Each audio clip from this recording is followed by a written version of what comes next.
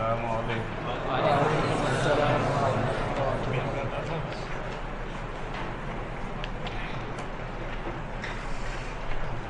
بسم اللہ.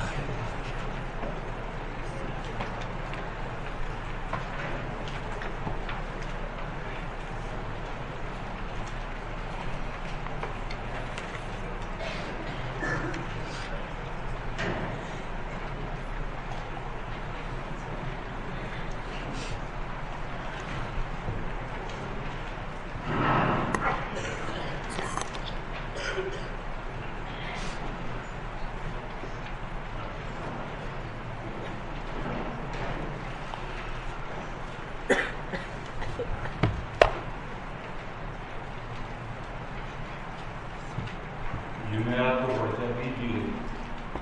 آج جمعرات نہیں،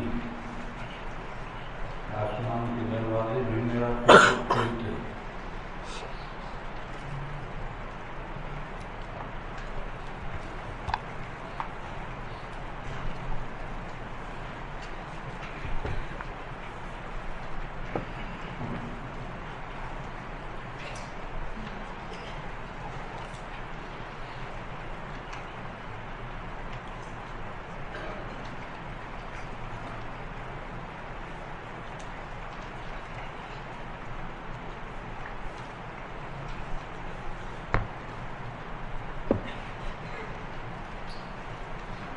بسم اللہ الرحمن الرحیم.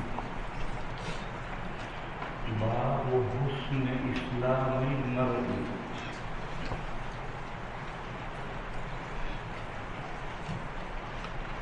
آدمی کے اسلام کی خوبی، آدمی کے مذہب کی خوبی. یہ سب کیوں اس طرح بیٹھے؟ یہ تو آگے جگہ پڑی ہوئی ہے، تم لوگ کیوں اس طرح سے بکھر کر بیٹھے ہو؟ آگے مل کر نہیں بیٹھ سکتے ہو کیا؟ تم انسان نہیں ہو، گدھے ہو، جانور ہو؟ ہر ایک کو بار بار سمجھانا پڑے گا.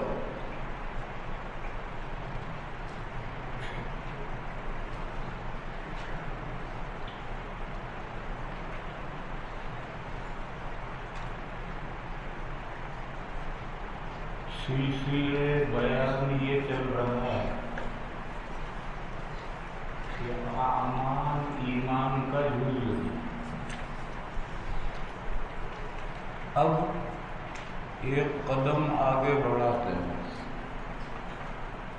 تو یہ فرماتے ہیں کہ اعمال ہی نہیں، اعمال کے اوصاف بھی ایمان کا جز ہے.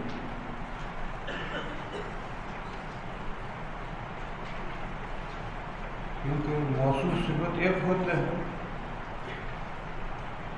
تو اعمال کے جو اوصاف ہیں اعمال کا جز ہے. موصوف صفت ایک ہوتے ہیں اور اعمال ایمان کا جز ہے، تو یہ اوصاف بھی ایمان کا جز ہے. اس سلسلے میں 3 اوصاف کا ذکر کر رہے ہیں. اس باب میں حسن، خوبی، اس وصف کا تذکرہ ہے، اور اگلے باب میں مداومت، ہمیشگی، یہ بھی عمل کا وصف ہے. اگلے باب میں اس کا ذکر ہے. اور تیسرے باب میں کمال، یہ بھی ایک وصف ہے، اس کا ذکر کریں گے. مگر وہ تیسرے باب والا جو وصف ہے کمال، اس کے لیے مستقل الگ سے باب قائم کر دیا ہے. گویا وہ نیا باب ہے، لہذا ہم اس تیسرے وصف کو چھوڑ دیتے ہیں. 2 وصف ذکر کر رہے ہیں، حسن و دوام. یہ دونوں ایمان کا جز ہے. اور اس باب میں ایک حدیث کو معلق ذکر کی اور ایک حدیث مسند ذکر کی. مسند شروع سے آخر تک مکمل سند ہے، اور ایک حدیث معلق ذکر کی یعنی امام بخاری علیہ الرحمہ کی طرف سے سند پوری نہیں. قال مالک، امام مالک امام بخاری علیہ الرحمہ کے استاد نہیں. بس یہ جو قال مالک ہے یہ معلق سند امام بخاری علیہ الرحمہ کی طرف سے سند نے پوری نہیں ہے. تو ایک حدیث معلق ذکر کی ہے، ایک مسند ذکر کی ہے، اور مضمون دونوں کا ایک ہے. دونوں حدیثوں کا مضمون ایک ہے. نبی پاک صلی اللہ تعالی علیہ وسلم نے فرمایا اذا اسلم العبد، جب کوئی شخص ایمان لائے. اسلام اور ایمان ایک دوسرے کی جگہ پر استعمال ہوتے ہیں.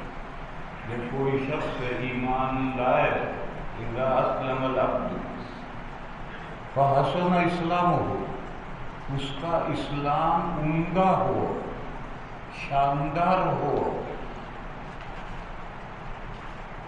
یعنی نفاق نہیں، کھوٹ نہیں، اس کے ایمان میں کمزوری نہیں، پکا مسلمان ہوا. حسن اسلام ہو کے معنی ہے مسلمان ہوا اور پکا مسلمان ہوا. تو اللہ تعالی اس کے ہر وہ برائی جس کے وہ قریب گیا معاف کر دیتے. یکفر اللہ عنہ کل سیئۃ کان زلفہا، مزید سے پڑھو کان زلفہا، مجرد سے پڑھو، دونوں پڑھ سکتے ہو. زلفہ کے معنی ہے نزدیک کرنا، جس برائی کو وہ نزدیک گیا. وَأُزْلِفَتِ الْجَنَّةُ لِلْمُتَّقِينَ غَيْرَ بَعِيدٍ، باب افعال، جنت قریب کر دی جائے. تو زلفہا پڑھو یا زلفہا پڑھو، جس برائی کے قریب ہو گیا ہے، یعنی جس برائی کا اس نے ارتکاب کیا ہے وہ برائی اس کی معاف کر دی ہے. مسلم شریف میں حدیث ہے الاسلام یہدم ما کان قبلہ، مسلمان ہونے سے سابقہ تمام گناہ ختم ہو جاتے ہیں. یہدم کے معنی ہے اسلام ڈھا دیتا ہے، جیسے وہ مکان ہے اس کو ڈھا دیا. الاسلام یہدم ما کان قبلہ، اسلام ایمان لانے سے سابقہ تمام گناہ ڈھا جاتے ہیں. اسلام ڈھا دیتا ہے یعنی مطلب گناہ ختم ہو جاتا ہے. کیونکہ مسلم کی روایت میں ہے کہ الاسلام یہدم ما کان قبلہ، وہی مضمون اس حدیث کا. اذا اسلم العبد فحسن اسلامہ یکفر اللہ عنہ سیئاتہ کان زلفا. پھر کیا ہوگا؟ پھر حساب سے پھر رجسٹر کھول کر رکھ دیا جائے. ثم کان الحساب، پہلے کا تو معاملہ نمٹ گیا، برائیاں نمٹ گئی، نیکیاں بھی نمٹ گئی. کیونکہ کافر کی کوئی نیکی معتبر نہیں ہے. نیکی کے اعتبار کے لیے ایمان کا اقتران شرط ہے، لیکن نیکیاں بھی گئی. البتہ ان نیکیوں کے کچھ اثرات باقی رہتے ہیں. ایک صحابی نے حضور سے پوچھا کہ میں زمانے جاہلیت میں غلام آزاد کیا کرتا تھا، خیر خراب کیا کرتا تھا، تو مجھے اس کا کچھ ملے گا؟ تو حضور نے فرمایا اسلمت علی ما اسلفت من الخیر، تم نے پہلے جو نیکیاں کی ہیں اس کی برکت سے تم مسلمان ہو. تو اثرات تو اس کے بعد میں باقی رہتے ہیں، لیکن وہ نیکیاں بھی ختم، برائیاں بھی ختم۔ اب ثم کان بعد ذلک القصاص، قصاص کے معنی حساب۔ اب عدلہ بدلے کا قانون نافذ ہوگا۔ کیا قانون ہے؟ نیکی اگر کرو تو اس کا کم از کم 10 گنا ثواب تو ملتا ہی، یہ ہے مینیمم، کم از کم، اور اس کا میکسیمم ہے 700 گنا، وہاں جا کر رک جاتا ہے۔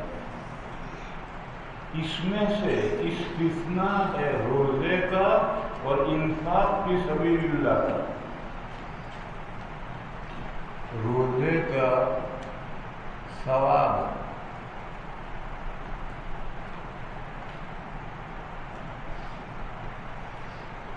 مینیمم تو یہی 10 گنا ہے، میکسیمم ہے ہی نہیں۔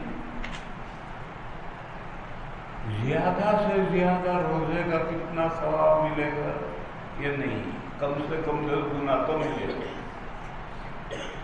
اور انفاق فی سبیل اللہ کا مینیمم ہے 700 گنا اور میکسیمم ہے ہی نہیں۔ قرآن کریم میں ایک تمثیل ہے کہ ایک دانہ بویا، اس میں سے 7 بالیاں نکلی، ہر بالی میں 100 دانے ہیں۔ یہ تمثیل ہے انفاق فی سبیل اللہ۔ تو ہر بالی میں 100 دانے ہیں تو 700 دانے ہوئے، تو انفاق فی سبیل اللہ کا مینیمم 700 ہے اور میکسیمم نہیں۔ واللہ یضاعف لمن یشاء، اسی آیت میں ہے واللہ یضاعف لمن یشاء۔ اور نبی پاک صلی اللہ تعالی علیہ وسلم نے فرمایا ہے کہ میرے صحابہ نے جو 1 مد یعنی 500 گرام جو گیہوں سے بھی گھٹیا جو اللہ کے راستے میں خرچ کیے ہیں، بعد کے لوگ اگر احد پہاڑ جتنا سونا خرچ کریں تو ابھی وہ ان صحابہ کے مقام و مرتبہ کو نہیں پہنچتے۔ اس سے معلوم ہوا کہ انفاق فی سبیل اللہ کا میکسیمم زیادہ سے زیادہ ہے ہی نہیں اور مینیمم 700 ہے، اور روزے کا مینیمم تو 10 ہے اور زائد زیادہ سے زیادہ نہیں۔ جب قیامت کے دن روزوں کا ثواب اللہ تعالیٰ ڈکلیئر کریں گے تو روزے دار خوش ہو جائے گا۔ روزہ اور انفاق فی سبیل اللہ اس ضابطے سے مستثنیٰ، باقی ضابطہ کلیہ یہ کم از کم 10 گنا، زیادہ سے زیادہ 700 گنا۔ اور برائی اگر کسی نے کی ہے تو برابر سزا بڑھائی نہیں جائے گی، جیسا گناہ ہے اتنی سزا۔ یہ ضابطہ ہے، اس ضابطے سے اب رجسٹر کھلے گا اور اب رجسٹر میں یوں لکھا جائے۔ حدیث پوری ہوئی، اس حدیث میں یہ ہے کہ آدمی نے ایمان قبول کیا اور حسن اسلام ہو، اس کا اسلام عمدہ ہوا، شاندار ہوا، خوب ہوا، بس یہ حسن اسلام کا جز ہے اور اسلام اور ایمان ایک ہے، بس یہ حسن ایمان کا بھی جز ہے، یہ استدلال کرنا ہے۔ قال مالك أخبرني زيد بن أسلم أن عطاء بن يسار أخبره أن أبا سعيد الخدري أخبره أنه سمع رسول الله صلى الله عليه وسلم يقول إذا أسلم العبد فحسن إسلامه يكفر الله عنه كل سيئة كان زلفها وكان بعد ذلك القصاص۔ لفظ قصاص کے معنی بدلہ، پھر اس کے بعد میں بدلہ ہے، یعنی اب جو نیکیاں کرے گا وہ بھی ریکارڈ ہوں گے، جو برائیاں کرے گا وہ بھی ریکارڈ ہوں گے۔ اب رجسٹر کھلے گا، اس سے پہلے کا سو ختم. الحسنۃ بعشر امثالها الى 700 ضعف والسیئۃ بمثلها. یہ جو کہا سیئۃ بمثلها، اس میں ایک استثناء ہے، وہ یہ ہے کہ اللہ برائی پر قلم عفو نہ پھیریں. تو برائی کا بدلہ اس کے معنی، اور اگر اللہ تعالیٰ اس برائی پر قلم عفو پھیر دیں تو بات ختم. إلا أن يتجاوز الله عنها. وبه قال حدثنا إسحاق بن منصور قال حدثنا عبد الرزاق قال أخبرنا معمر عن همام عن أبي هريرة قال قال رسول الله صلى الله عليه وسلم إذا أحسن أحدكم إسلامه فكل حسنة يعملها تكتب له بعشر أمثالها إلى 700 ضعف وكل سيئة يعملها تكتب له بمثلها. باب أحب الدين إلى الله عز وجل أدومه. یہ دوسرا معاملہ ہے. اس بات میں عمل کی صفت مداومت، دوام، اس سے بحث کرنی ہے کہ یہ صفت بھی ایمان کا جز ہے. نبی پاک صلی اللہ تعالی علیہ وسلم گھر میں تشریف لائے. زمانے میں ایک عورت ہے. حضور نے حضرت عائشہ سے پوچھا کون خاتون آئی ہیں گھر میں؟ تو انہوں نے کہا کہ حوا بنت طویت ہیں. یہ انصاری خاتون. حضور کو بتایا کہ اندر زمانے میں حوا بنت طویت ہیں. ساتھ میں حضرت عائشہ نے یہ بھی کہا کہ ان کی نماز کا بڑا چرچا ہے، یہ نفلیں بہت پڑھتی ہیں، ان کے نفلوں کا بڑا چرچا ہے. تو حضور نے فرمایا رکو. ماہ اسم فعل ہے، اس کے معنی ہے رکو. علیکم بما تطیقون، لازم پکڑو وہ اعمال جو تمہارے بس میں ہیں. اعتدال کے ساتھ اذکار، اوراد، نوافل اعمال کرے تو اس پر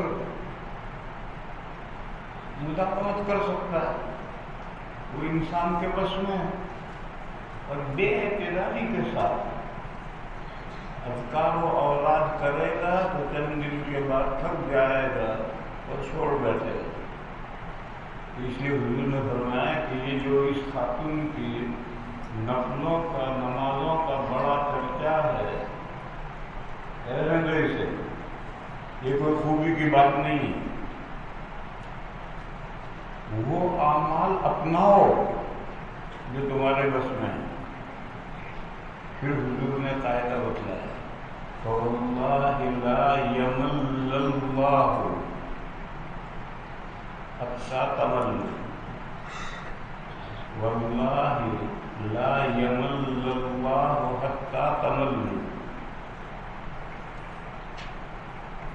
کرو اس حدیث کو یاد. واللہ لا یمل اللہ حتی تملوا. واللہ لا یمل اللہ حتی تملوا. واللہ لا یمل اللہ حتی تملوا. كان أحب الدين إليه ما داوم عليه صاحبه. وكان أحب الدين إليه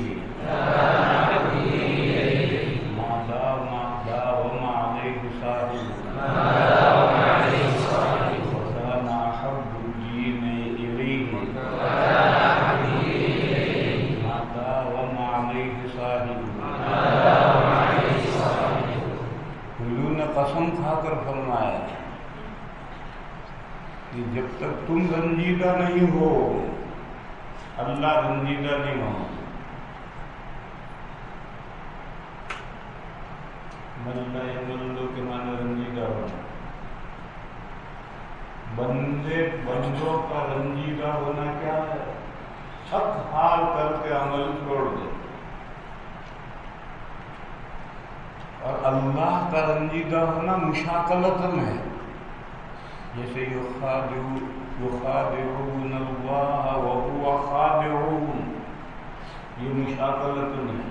وَمَكَرُوا وَمَكَرَ اللَّهُ. اللہ کا رنجیدہ ہونا کیا ہے؟ ثواب بن. جب بندے نے عمل بند کر دیا تو ثواب بن. یہ اللہ کا ثواب بند کر دینا، یہ اللہ کا رنجیدہ ہونا ہے. ثواب بند کرنا یہ رنجیدہ ہونا تو نہیں، مشاکلتاً اسے رنجیدہ ہونا کہا گیا. ہم شکل ہونے کی وجہ سے اس کو رنجیدہ ہونا کہا گیا ہے، ورنہ ثواب بند کرنا یہ رنجیدہ ہونا نہیں.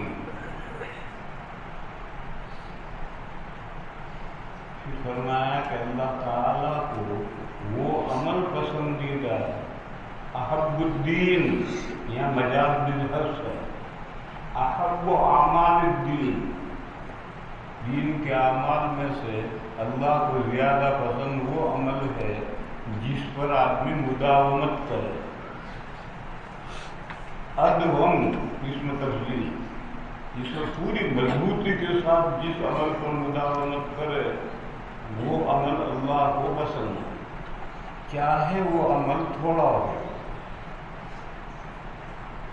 امام غزالی رحمۃ اللہ علیہ نے ایک مثال دی کہ اگر کسی پتھر پر زور کی بارش ہوئی اور بہت سارا پانی گرا تو پتھر کو اثر نہیں ہو، اور اگر اس پتھر پر قطرہ قطرہ ٹپکتا رہے تو پتھر میں سوراخ ہو جائے.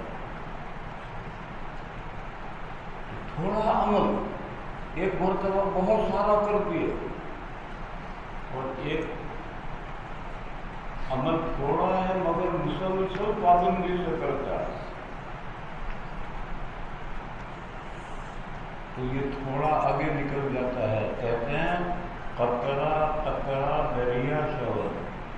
یہ جو گنگا جمنا ہے یہ بارش کے قطروں قطروں سے مل کر بہتی، اور کنکر کنکر پہاڑ شود. یہ بڑے بڑے پہاڑ کھڑے ہیں، یہ چند کنکروں کا مجموعہ ہے. بس قاعدہ سمجھ لینا چاہیے کہ اللہ کو بندوں کے اعمال میں سے وہی اعمال پسند ہیں جن پر بندہ پوری پابندی سے مداومت سے عمل کرے. ادوم اس میں تبدیل کا مطلب سمجھاتا ہے، جس پر بندہ پوری مضبوطی سے پابندی سے عمل کرے وہ عمل اللہ تعالیٰ کو بہت پسند ہے. حدیث پوری ہوئی.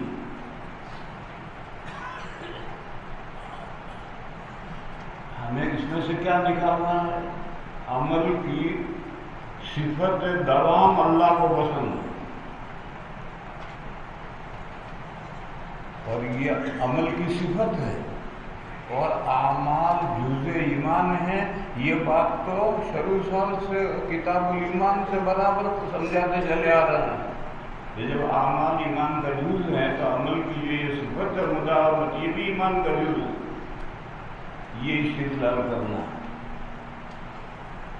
باب احب الدین الی اللہ عز وجل ادومہ. وبه قال حدثنا محمد بن المثنى قال حدثنا يحيى عن هشام قال اخبرني ابي عن عائشة ان النبي صلى الله عليه وسلم دخل عليها وعندها امرأة. عندها حضرت عائشہ کے پاس یعنی زمانے میں، حضرت حوا زمانے میں ہیں. وعندها امرأة قال من هذه. حضور کو کیسے پتا چلا کہ زمانے میں کوئی عورت ہے؟ چھوٹے گھر میں پتہ چل جاتا ہے، بہت بڑا گھر ہو تو کچھ پتہ نہیں چلتا. لیکن حضور کے جو گھر تھے تو 1-2 कमरों के घर थे। तो ऐसी सूरत में पता चल जाता है कि अगले ज़माने में कोई है। क़ाल मन हाज़िही क़ालत फ़ुलानतुन। रावी ने इसमें किनाया इस्तेमाल किया, उसको नाम नहीं मालूम।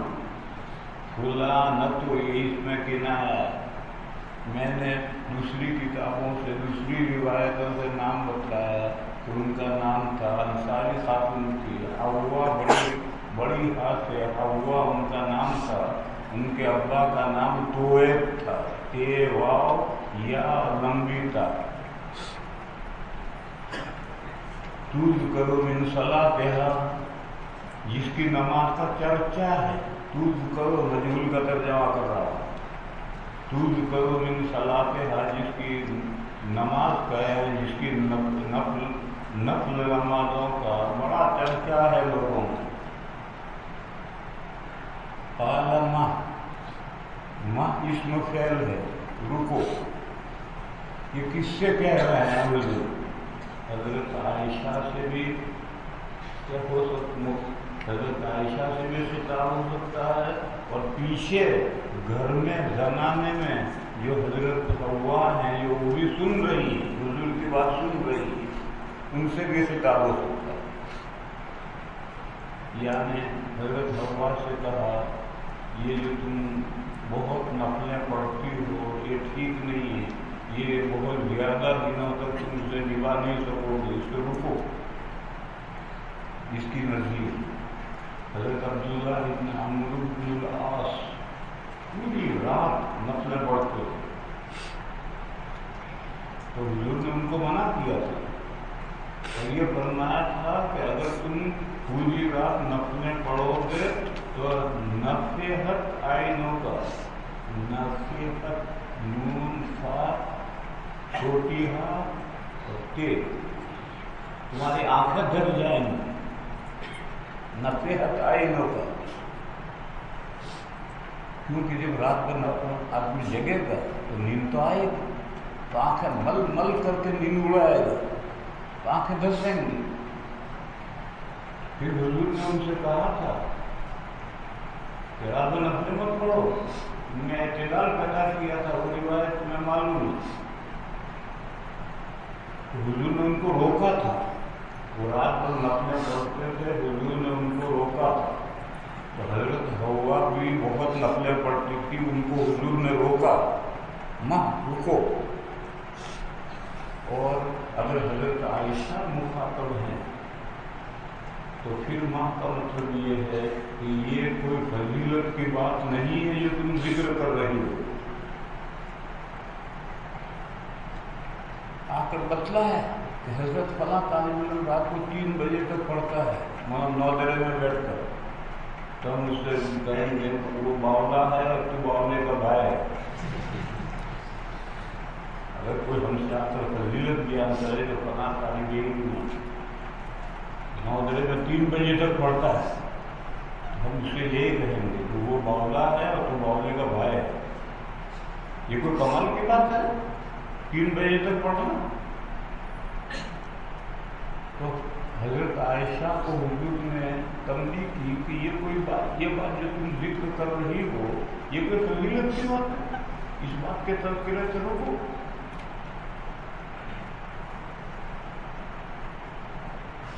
तूज़ करो मिन सलातिहा क़ाल अलैकुम, अलैकुम भी इसमें फ़ैल है, लाजिम पकड़ो तुम, इल्ज़मू के माने में है, लाजिम पकड़ो तुम। अलैकुम बिमा तुतीक़ूना, जो आमाल तुम्हारे बस में है, तुम्हारी ताकत में है, उन्हीं को लाजिम पकड़ो। फ़वल्लाहि ला यमल्लुल्लाहु हत्ता तमल्लू, बस बखुदा अल्लाह रंजीदा नहीं होते जब तक तुम रंजीदा न हो। वकान अहब्बुद्दीन इलैहि मा दावम अलैहि साहिबुहु, बाब ज़ियादतिल ईमान व नुक़सानिही। इस बात में सिफत कमाल का जिक्र है, मगर चूंकि बात का एक अंदाज ही बदला हुआ है इसलिए हमने उसका तज़किरा नहीं किया, 2 ही औसाफ का तज़किरा किया। اور ایک تیسرا وصف اس باب میں بھی ہے صفت کمال. باب کے شروع کتاب ایمان کے شروع میں یزید و ینقص باب میں آیا ہے، اسی کو یہاں لائے ہیں. باب زیادت ایمان و نقصان، یہ تو وہی باب ہوا. تمہارے پیٹ میں کیا درد ہے؟ اگر وہی باب ہوا تو تمہارے پیٹ میں کیوں درد ہو رہا؟ امام بخاری علیہ الرحمہ کے یہاں یہ تفنن ہے، یعنی ایک ہی بات کو نہج بدل کر کے بیان کیا جائے. تو تفنن امام بخاری علیہ الرحمہ کے یہاں تفنن ہے. وہ ایک ہی بات کو بار بار کہتے ہیں، الفاظ بدل کر. الفاظ ایک رہیں گے تو تکرار معلوم ہو، الفاظ بدل دیں گے تو تکرار معلوم نہیں ہو. ایسا کیوں کرتے ہیں؟ قرآن کریم میں مکی صورتیں 85 ہیں، 80 اور 5 85 مکی صورتیں. ان تمام مکی صورتوں میں 3 ہی مسئلے زیر بحث ہیں: توحید، رسالت اور آخرت. 85 صورتوں میں یہی 3 مسئلے ہیں. لیکن آپ کو کہیں تکرار محسوس نہیں ہوتی. نہج بدل بدل کر کے یہ مسائل ذکر کیے گئے ہیں. اور بار بار کیوں ذکر کیے گئے ہیں؟ حضرت شاہ ولی اللہ صاحب علیہ الرحمہ نے اس کی حکمت فوز القبیر میں بیان کر کی ہے کہ رنگ چڑھانا مقصود ہے. یہ جو 3 مسئلے ہیں، ان 3 مسائل کا لوگوں پر رنگ چڑھانا ہے. اور رنگ چڑھانے کے لیے بات بار بار ذکر کی جائے تب رنگ چڑھتا ہے. جیسے تبلیغ والے وہ اعلان کریں گے کہ تم کیا ہو، ایمان و یقین کی بات ہوگی، یا اعلان کریں گے دین کی بات ہوگی. پھر جب کھڑے ہوں گے تو ایک ہی بات کہیں گے، جماعت میں نکلو، جماعت میں نکلو. اس کے علاوہ کوئی بات رہے ہی نہیں ان کے پاس. تبلیغ والوں کے پاس میں بس یہی ایک بات ہے، اس کے علاوہ کوئی بات نہیں ہے. یہی ایمان و یقین کی بات بھی ہے، یہی دین کی بھی بات ہے. جماعت میں نکلو نکلو نکلو. بار بار کیوں کہتے ہیں؟ جبھی تو لوگ نکلیں گے. رنگ، بات کا رنگ تو جبھی چڑھے گا.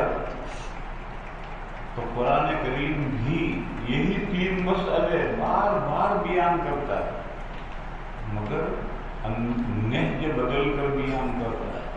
نتیجے میں تم کہیں سے پڑھو، نیا انداز معلوم ہوگا، نئی بات معلوم ہوگی، تکرار بالکل محسوس نہیں ہوگی. اور تبلیغ والوں کے تعلیم میں بیٹھو تو کچھ بھی تو وہی بات ہے، نکلو نکلو نکلو. نتیجے میں کوئی بیٹھتا ہی، سب اٹھ کر چلے جاتے ہیں. پوری مسجد کے لوگ سب اٹھ کر چلے جاتے ہیں. وہی 10-15 جو جماعت میں آئے ہیں وہی بیٹھ کر بیچارے سنتے ہیں. وہ کہاں جائیں؟ تو قرآن کا یہ انداز ہے، بات ایک ہی ہے، بار بار نہج بدل، اتنا نہج بدل جاتا ہے کہ بالکل محسوس ہی نہیں ہوتا. مقصود ہے شاہ ولی اللہ صاحب کے الفاظ میں، مقصود ہے رنگ چڑھانا. امام بخاری علیہ الرحمہ کی کتاب الایمان میں نہج بدل بدل کر کے باب لا رہے ہیں اور اعمال کا جزء ایمان ہونا بیان کر رہے ہیں تاکہ اس بات کا رنگ چڑھے لوگوں کو، اور لوگ اس بات کو سمجھیں اور قبول کریں. مگر کہاں قبول کرتے ہیں لوگ؟ میں نے پہلے بتایا تھا کہ اس وقت دنیا میں 80% مسلمان مرجئہ. امام بخاری علیہ الرحمہ کتاب الایمان میں ان مرجئہ کی تو تردید کر رہے ہیں، اور کہاں رنگ قبول کرتے ہیں؟ 80% مرجئہ ایمان کے ساتھ اعمال کو مفید سمجھتے ہیں اور معاصی کو مضر نہیں سمجھتے، لیکن دھڑک برائیاں کرتے ہیں. وہ برائیوں کو ایمان کے ساتھ مضر سمجھتے ہی نہیں. ہاں، اعمال کو مفید سمجھتے ہیں، تو جب بڑا دن یا بڑی رات آتی ہے تو کمر کس کے عبادت میں لگ جاتا ہے۔ تو بیچارہ امام بخاری علیہ الرحمہ نے اتنی محنت کی ہے مگر نتیجہ صفر کوئی حاصل نہیں نکلا۔ بہرحال یہ تفنن ہے، نہج بدلنا ہے۔ جو بات پہلے کہی تھی یزید و ینقص، اسی بات کو دوسرے الفاظ میں بیان کیا ہے، اور اس کے پس پردہ کیا ہے کہ اعمال ایمان کا جز ہے، کیونکہ اعمال ایمان کا جز ہے جبھی ایمان میں کمی زیادتی ہو، کیونکہ نفس تصدیق میں تو کوئی کمی زیادتی ہوتی نہیں، اور ایمان دلائل سے ثابت کر رہے ہیں کہ ایمان میں کمی زیادتی ہوتی ہے۔ کیسے ہوتی ہے؟ اعمال کو ایمان کا جز مانو جبھی سمجھ میں آئے گا کمی زیادتی ہوتی ہے۔ بس در پردہ وہی مسئلہ ہے کہ اعمال ایمان کا جز ہے۔ پھر اس کے بعد میں 2 آیتیں لکھی ہیں، یہ دونوں آیتیں کتاب الایمان کے شروع میں آ چکی ہیں۔ ایک تو ہے وَزِدْنَاهُمْ هُدًى، دوسری ہے يَزْدَادُ الَّذِينَ آمَنُوا ایمانا، اور تیسری آیت لائے ہیں اس سے پہلے کالا بڑھایا ہے۔ کیوں کالا بڑھایا ہے؟ اس سے استدلال کا نہج بدل گیا ہے۔ پہلی 2 آیتوں سے اس میں کہیں یزداد زیادت و نقصان کا لفظ آیا ہے، وزدناہم یزدادو لفظ آئے صراحتاً، لہذا انہی لفظوں سے استدلال کرنا۔ لیکن اب جو آیت ہے اس سے استدلال کا طریقہ بدل جائے، اس لیے وہ کالا کیا بڑھایا۔ پہلے بھی بات کے شروع میں جو کتاب الایمان آیا ہے وہاں بھی ایک جگہ پر کالا بڑھایا ہے، کیونکہ وہاں بھی کالا کے بعد والی جو آیت ہے اس سے استدلال کا نہج بدل گیا ہے۔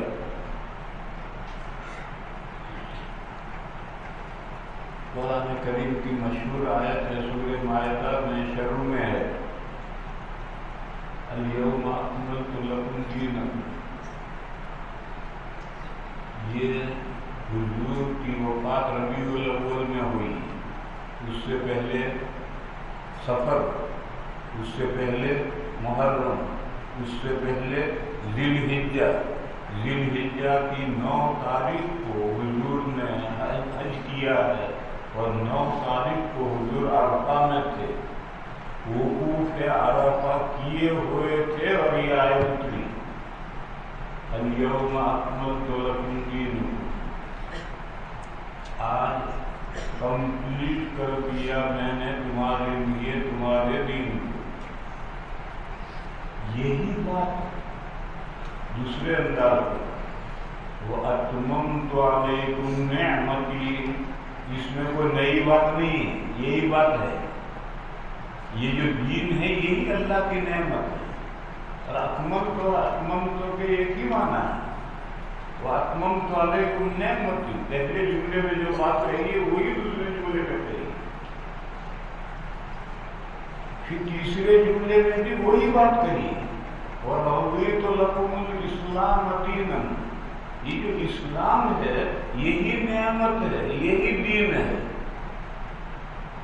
اس کو میں نے تمہارے لیے پسند کر لیا، یعنی اب قیامت تک کوئی اور نبی نہیں آئیں گے اور نیا دین نہیں نازل ہوگا، بس تمہارا یہی دین قیامت تک رہے گا۔ بس تینوں جملوں میں ایک ہی بات ہے، نہ جو بدل کر کہی، اس کی نظیر وہی انما الاعمال بالنیات۔ پھر اسی بات کو فرمایا وَإِنَّمَا لِامْرِئٍ مَّا نَوَىٰ، یہ وہی پہلی والی بات ہے۔ پھر اسی کو مثال ماری ہجرت کی، اور اسی کو مثال کے ذریعے سے سمجھایا۔ تو ایک ہی بات کو 3 طرح سے، اسی طرح سے اس آیت میں ایک ہی بات کو 3 طرح سے۔ بہرحال اس آیت میں دین اسلام کا وصف ہے کمال.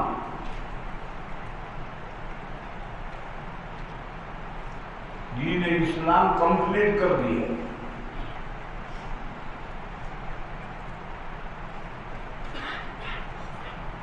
یہ جو وصف کمال ہے یہ ایمان کا جز ہے. اور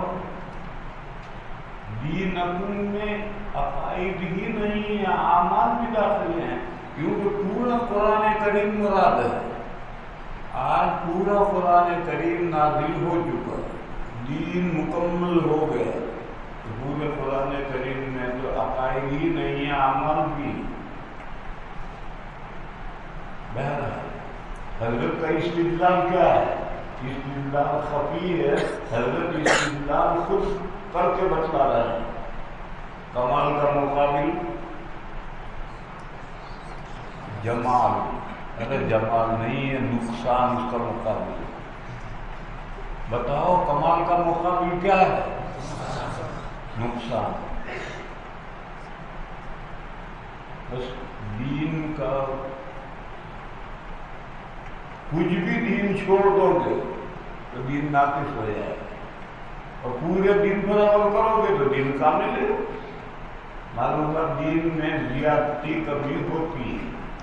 یہی بات ہے زیادت ایمان و نقصان. کیونکہ آیت سے استدلال ہر آدمی نہیں کر سکتا. حضرت نے خود کر کے دکھایا کہ دیکھو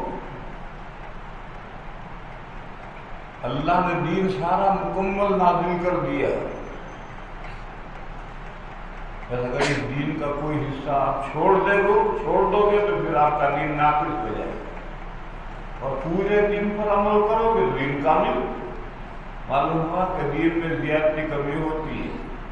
یہی حضرت کا استدلال کرنا. پھر اس کے بعد حدیث ہے، اور حدیث پہلے گزری ہے. پہلے کسی اور صحابی کی سند سے آئی تھی، حضرت ابو سعید خدری کی سند سے آئی تھی. اب حضرت انس کی سند سے آ رہی ہے. نبی پاک صلی اللہ علیہ وسلم نے فرمایا کہ جس نے بھی لا الہ الا اللہ کہا ہے،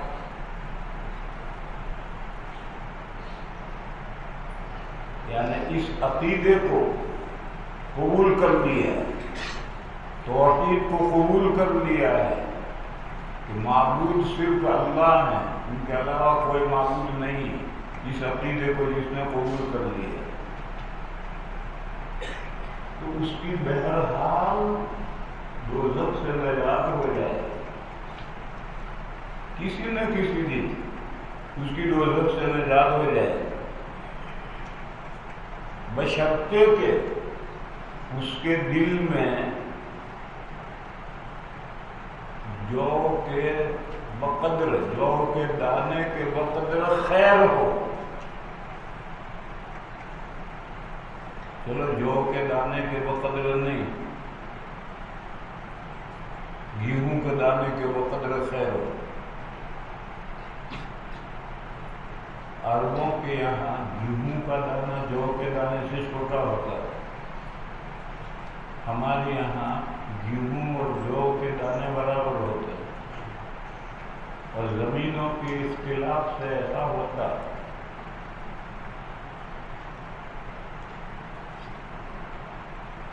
ابو داؤد میں تم نے یہ روایت پڑھی ہے. امام ابو داؤد نے فرمایا کہ میں نے مصر میں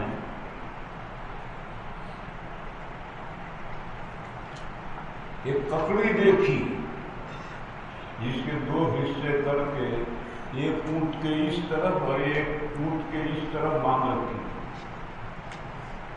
کتنی بڑی ککڑی ہوگی، اونٹ جو ہے 6 من اٹھاتا ہے. اور جب میں طالب علم تھا تو دہلی میں ایک نمائش لگی تھی. اس نمائش میں نے خود دیکھا ہے 6 ہاتھ کی ککڑی تھی. ککڑی 6 ہاتھ کی تھی. تو یہ زمینوں کے اختلاف سے سب ایسا ہوتا ہے. تو عربوں کے یہاں جو بڑا دانہ ہوتا ہے گیہوں اس سے چھوٹا دانہ ہوتا ہے. اور ایک روایت میں یہ ہے کہ بور کے معنی گیہوں،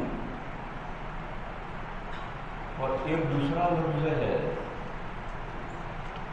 زورتن کے معنی ہے مکئی. مکئی کے دانے کے بقدر خیر. اگر اس کو آپ یوں پڑھیں زورتن تو مکئی، اور اگر آپ پڑھیں اس کو ذرہ، قرآن میں یہی لفظ ہے مثقال ذرۃ، تو ذرہ کے معنی ہیں ادھر سے دھوپ آ رہی ہو اور آپ فرش پر ہاتھ ماریں، تھوڑی دیر کے بعد دھوپ میں سے ذرے گزرتے ہوئے نظر آئیں گے. یہ ذرے ذرہ کے ایک معنی چونٹی کے بھی ہیں، چھوٹی بھوری چونٹی. بہرحال اتنی برائے نام دل میں خیر ہے، دل میں خیر ہے یعنی ایمان ہے. معلوم ہے ایمان اتنا تھوڑا بھی ہو سکتا ہے، اور دل میں ایمان پہاڑ جتنا بھی ہو سکتا ہے. جیسے ایمان کی زیادتی اور کمی ثابت ہوئی، یہ حضرت کو استدلال کرنا ہے. اس حدیث سے معلوم ہوا کہ ایک آدمی مسلمان ہوا ہے تو اس کو جہنم سے بہرحال نجات ملے گی، چاہے وہ اس کا ایمان کتنا بھی کمزور ہو. گیہوں کے دانے کے بقدر ہو، جو کے دانے کے بقدر ہو، مکئی کے دانے کے بقدر ہو، ذرے کے بقدر ہو. اگر ایمان دل ایمان سے بالکل خالی ہے تو نجات نہیں ملے گی. لیکن دل میں ایمان ہے، چاہے وہ بیٹھا بیٹھا سو رہا ہو، وہ سو رہا ہے.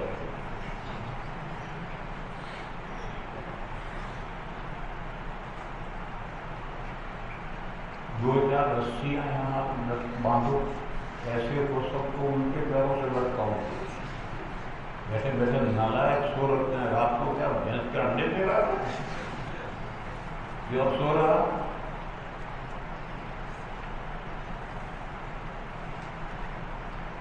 اس حدیث سے معلوم ہوا کہ دل میں ایمان ذرا سا ہے، اس کا مقابل بہت سارا ہے کامل.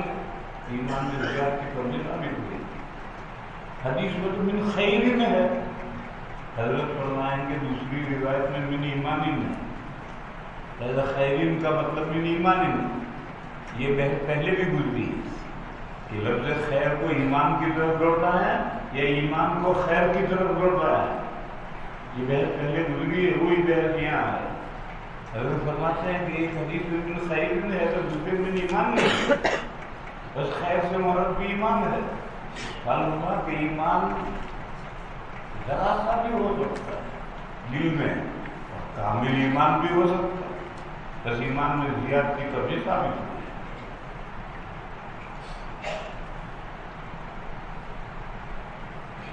باب زیادت الایمان ونقصانه وقول الله تعالى وزدناهم هدى وَيَزْدَادُ الَّذِينَ آمَنُوا ایمانا.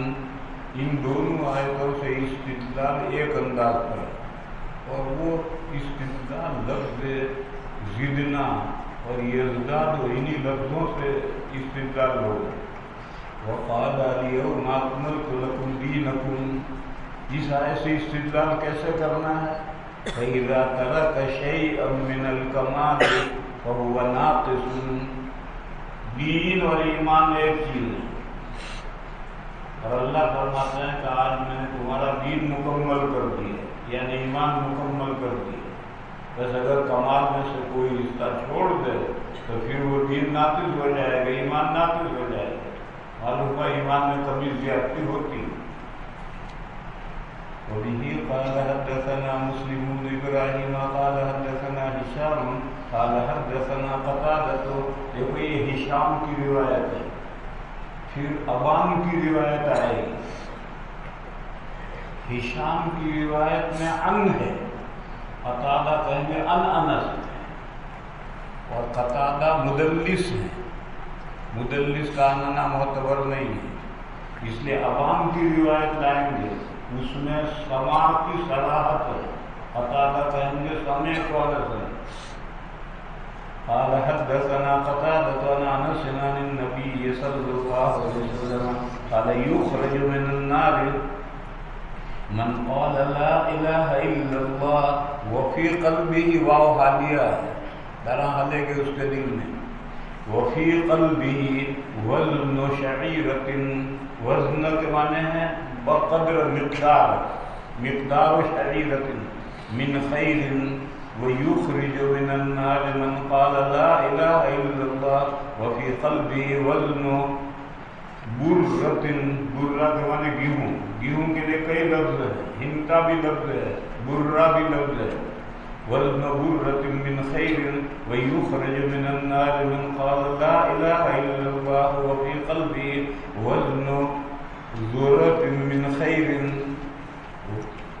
مکئی، وزن ذرة من خير، قال ابو عبد الله قال ابان، یہ دوسری سند لا رہا ہے، حدثنا قتادة قال حدثنا انس عن النبي صلی اللہ علیہ وسلم من ایمان، یعنی ابان کی سند میں تینوں جگہ من خیر نہیں بلکہ اس کی جگہ پر من ایمان نہیں، من ایمان مکان خیر، حدیث میں تین جگہ لفظ خیر آیا ہے، تینوں جگہ لفظ ایمان ہے۔ اس کے بعد حدیث ہے حضرت فاروق اعظم رضی اللہ تعالیٰ عنہ کا دور خلافت ہے، ایک یہودی نے حضرت فاروق سے کہا تمہارے قرآن میں ایک آیت ہے بڑی اہمیت کی حامل، مگر تمہیں اس کی کوئی قدر نہیں، تمہیں اس کی اہمیت کا کوئی اندازہ نہیں۔ اگر وہ آیت ہماری تورات میں ہوتی تو جس دن وہ آیت ہم پر اترتی ہم اس دن دیوالی مناتے، فنکشن کرتے، اتنی اہم آیت ہے مگر تمہیں کوئی قدر نہیں۔ تو حضرت نے پوچھا کون سی آیت ہے وہ، تو اس نے کہا یوم اکملت لکم دینکم۔ یہاں روک کر ایک بات سمجھو، دنیا میں جتنے مذاہب ہیں سب یہ کہتے ہیں کہ ہمارا مذہب آخری مذہب ہے، ہر ایک کا یہی دعویٰ، ہندو بھی یہی کہتے ہیں ہمارا مذہب آخری مذہب، قیامت تک یہی چلے گا، یہودیوں کا بھی یہی دعویٰ، عیسائیوں کا بھی یہی دعویٰ، بدھسٹوں کا بھی یہی دعویٰ، پارسیوں کا بھی یہی دعویٰ، جتنے دھرم ہیں سب کا یہ دعویٰ۔ دلیل نہ دعویٰ، کسی کے پاس اپنے دعوے کی دلیل نہیں، یعنی وہ اپنی مذہبی کتابوں سے یہ بات ثابت نہیں کر سکتے کہ ان کا دین آخری دین ہے، حتیٰ کہ عرب کے مشرکین بھی یہی کہتے تھے ما سمعنا بہذا فی الملۃ الاخرہ، ہمارا دھرم جو آخری دھرم ہے اس دھرم میں تو ہم نے توحید کی بات سنی نہیں، وہ بھی یہ کہتے تھے ہمارا دھرم جو ملت الاخرہ ہے، ہم نے تو اپنے دھرم میں جو تمام مذاہب میں آخری دھرم ہے، مذہب ہے، ہم نے بھی توحید کی بات نہیں سنی، اور یہ محمد جو ہیں تو ہمارے دھرم کے ہیں، پھر یہ توحید کہاں سے لائے؟ جیسے ہندو کل کی اوتار کا انتظار کر رہے ہیں، وہ یہ سمجھتے ہیں کہ کوئی ہندو خاتم النبیین آئے گا، ہندو خاتم النبیین آئے گا، کل کی اوتار کے معنی خاتم النبی۔ ایسے ہی عرب کے مشرک بھی یہ کہتے تھے کہ ہمارا مذہب آخری مذہب، ہم نے تو اپنے آخری مذہب میں توحید کی بات سنی نہیں، اور یہ محمد صاحب جو ہیں یہ تو ہمارے ہی دھرم کے ہیں، کہ یہ کوئی مطلب ہے. بہرحال ہر مذہب یہی کہتا ہے کہ ہمارا مذہب آپ کو نہیں مذہب، تو کہنے سے تو کام نہیں چلے گا. دلیل میں دعوت کسی کے پاس دلیل نہیں. اب یہ جو دھرم ہے ہندو بدھسٹ مجوسی چھوڑو، لیکن یہود و نصارہ تو اپنے کتاب ہیں، ان کے پاس تو آسمانی کتابیں ہیں، چاہے بگڑی ہوئی ہو لیکن ہیں. بس تم جو یہ کہتے ہو، یہودی کہتے ہیں ہمارا مذہب آخری مذہب، عیسائی کہتے ہیں ہمارا مذہب آخری مذہب ہے، تو تم تورات سے ثابت کرو یہ بات، تم انجیل سے ثابت کرو یہ بات. تورات میں بھی کوئی آیت نہیں، انجیل میں بھی کوئی آیت نہیں. تو یہودی یہ کہہ رہا ہے کہ اگر یہ آیت ہماری تورات میں ہوتی تو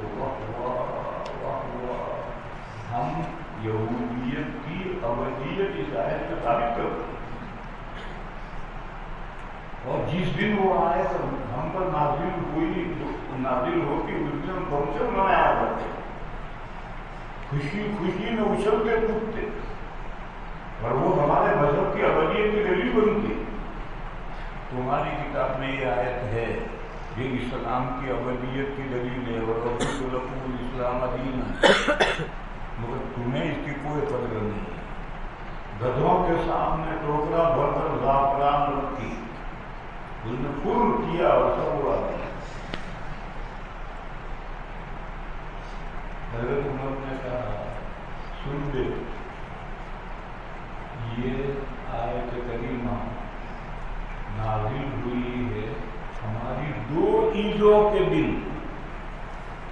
جس دن یہ آیت کریمہ نازل ہوئی ہے ہماری 2 عیدیں اکٹھا کی. جیسے اس سال عید الاضحیٰ اور جمعہ اکٹھا ہو گئے، تو ایسے اس دن ہماری 2 عیدیں اکٹھا تھی. ایک تو جمعہ کا دن تھا اور ایک یوم عرفہ تھا.